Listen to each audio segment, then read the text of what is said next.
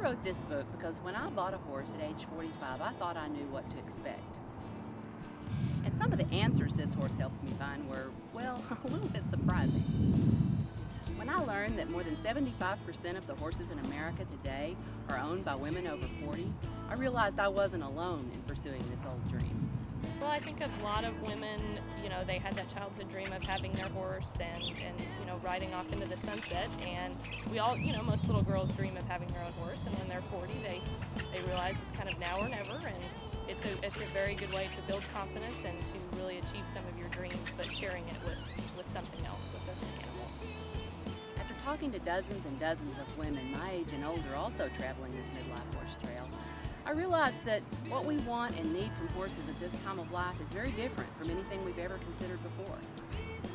And if we do this thing right, it can be far more rewarding than we ever imagined.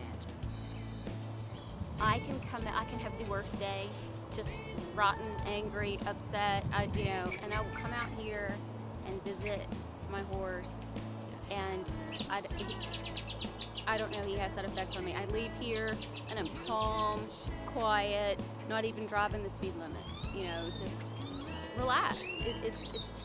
I can't explain it. It's just a great, he does something for me. It gives me a goal and a great deal of satisfaction to be able to come out here and perform and complete the task that I've been practicing so hard to learn and to perfect. Make me happy. Keep me smiling. I'm on the back of a horse, I smile. Makes me happy. I mean, how can you not love a horse?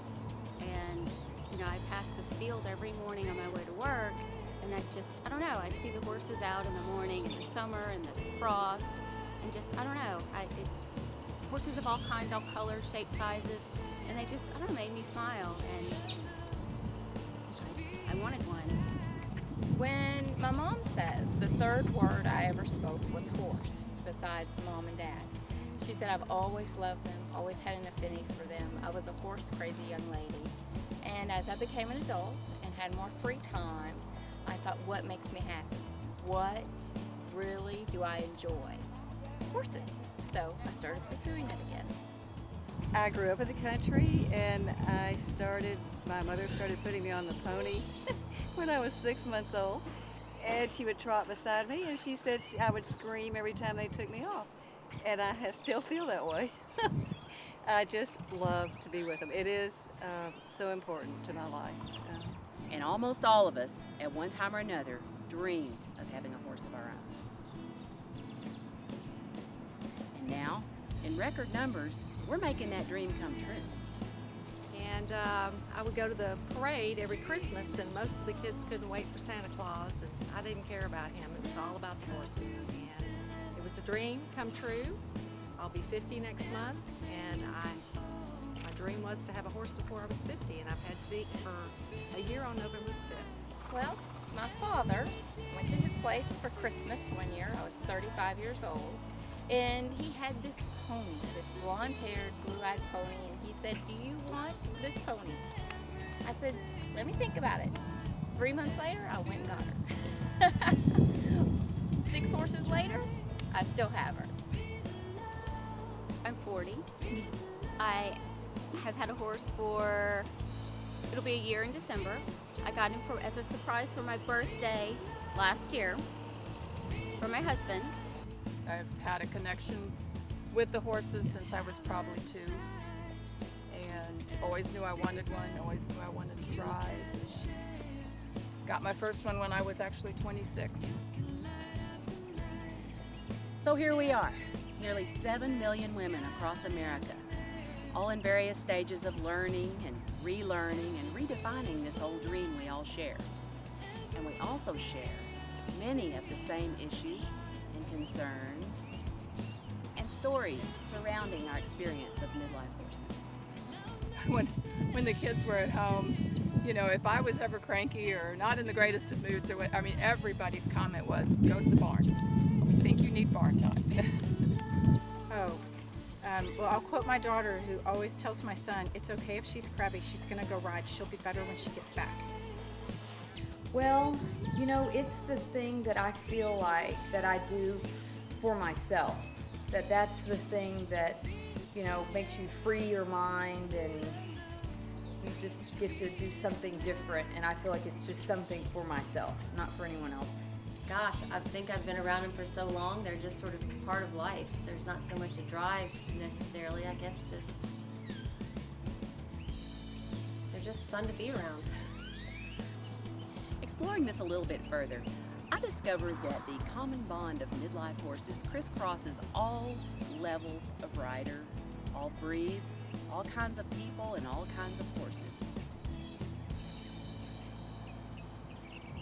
It even includes plenty of grounded horse enthusiasts who either can't ride or don't want to, but still understand the impact a horse can have on our life.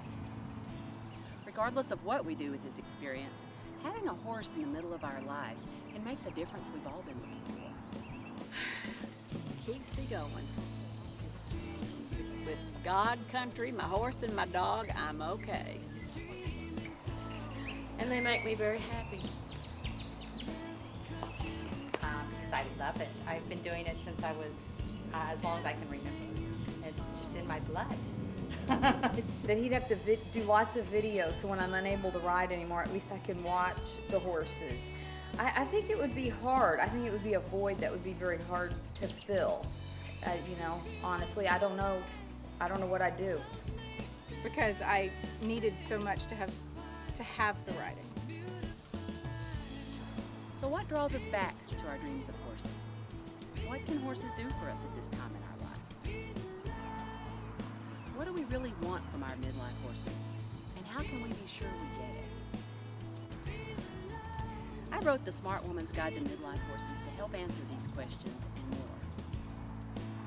It's a little bit resource, a little bit guidebook, and I hope a whole lot of motivation for anyone who'd like to join this wonderful journey. With the help of a few stories and some special insights from women who have ridden this trail ahead of us, I think this book brings together what a lot of us would like to know about the life-changing decision to add a horse to part 2 of our lives. I think Winston Churchill said it best. There's nothing better for the inside of a man than the outside of a horse. And I guess we can update that now to include women, but he got it spot on.